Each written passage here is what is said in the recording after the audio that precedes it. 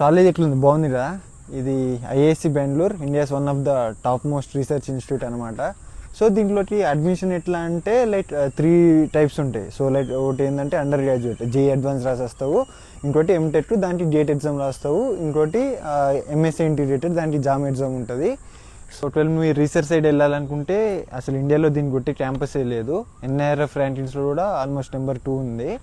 And like దీంట్లో నుంచి notable alumni అంటే సతీష్ ధవన్ కానీ, సివి రామన్ కానీ, ఇప్పుడు సోమనాథ్ కానీ, ఇస్రోలో పనిచేసే టాప్ మోస్ట్ క్యాండిడేట్స్ అంతా లైక్ ఈ కాలేజ్ నుంచి వెళ్ళిన వాళ్ళే.